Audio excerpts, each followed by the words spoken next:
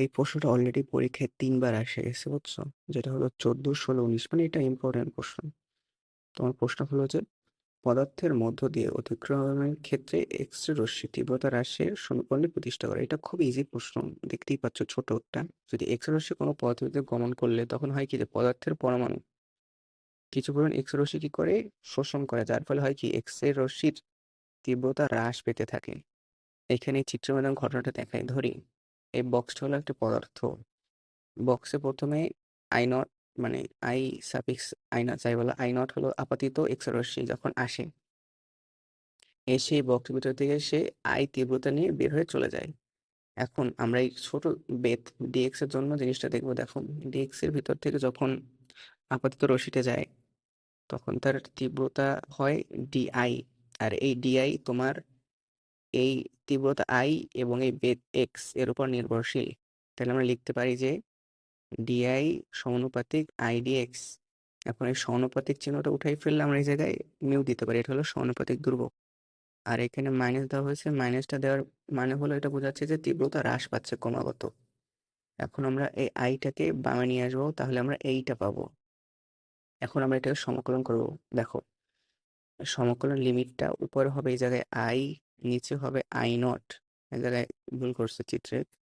আর x এর ক্ষেত্রে হবে নিচে 0 উপরে এক্স। ঠিক আছে? আর আমরা জানি যে 1/x কে সমাকলন করলে হয় কি লন এক্স, তাইলে 1/i কে সমাকলন করলে হবে লন আই, এবং উপরে কি বসে যাবে, তার লিমিটটা বসে যাবে। ঠিক আছে, লিমিটে ভুল করছে। আবার এই জায়গায় হবে আই, এই জায়গায় হবে আই নট। এখন আরে বাম পাশে দেখো, বাম পাশে এই মাইনাস মিউ, এটা হলো কি ধ্রুবক, এটা কি হবে বামে চলে আসবে। আর ডিএক্স কে সমাকলন করলে হয় কি এক্স, আর উপরে দুইটা লিমিটের মান থাকে, একটা হলো এক্স আর একটা জিরো। জিরো বসালে জিরো হয়ে যায়, এক্স এর জায়গায় এক্স বসালে থাকে এক্স। এখন দেখো, এই ব্র্যাকেটে আমরা প্রথমে আই বসাবো, তাইলে আসে লন আই, মাইনাস সূত্রের মাইনাস, তার বসাবো আই নট, তখন আসে লন আই নট। আর ডান পাশ থাকে মাইনাস মিউ এক্স।